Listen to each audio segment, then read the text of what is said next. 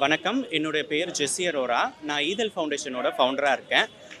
இவங்க கொண்டு வந்திருக்க இந்த இந்த விஷயங்கள் இப்ப போராடின்னு இருக்கோம் இல்லையா? இந்த கொண்டு வந்திருக்க இந்த சட்ட திருத்தங்கள் நாங்க இப்படி பண்ண போறோம், அப்படி பண்ண போறோம். திருநங்கை மக்களோட வாழ்வாதாரத்துக்கு இது வந்து ஒரு முக்கியமானதா இருக்கும்னு சில இடங்கள்ல சொல்றாங்க.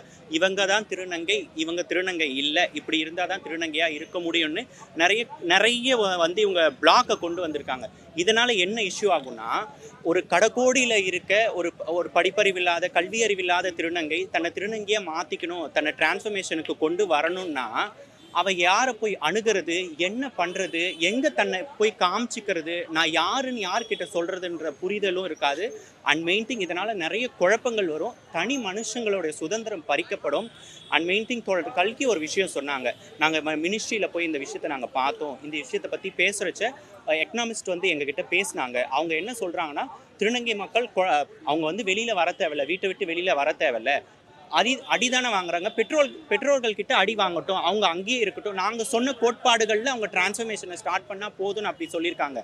ஒரு தனி மனித சுதந்திரத்தை பறிச்சு அண்ட் மெயின் திங் குடும்பங்கள்ல ஹராஸ்மெண்ட்ன்றது நிறைய இடங்கள்ல நடக்குது. குடும்ப ஹராஸ்மெண்ட்ன்றது அது ரொம்ப முக்கியம். ஒரு திருநங்கை குழந்தைக்கு, ஒரு ஆண் பெண் குழந்தைக்கு ஹராஸ்மெண்ட் நடக்கிறது அதிகம். ஒரு திருநங்கை குழந்தை இருக்குன்னா அந்த குடும்பத்துல அந்த திருநங்கை குழந்தைக்கு நடக்கிற ஹராஸ்மெண்ட் வந்து ஒரு சொந்த அண்ணனாலையும் நடந்திருக்கு, சொந்த தகப்பனாலையும் நடந்திருக்கு, கூட இருக்க கசின்ஸ் அவங்களாலையும் நடந்திருக்கு.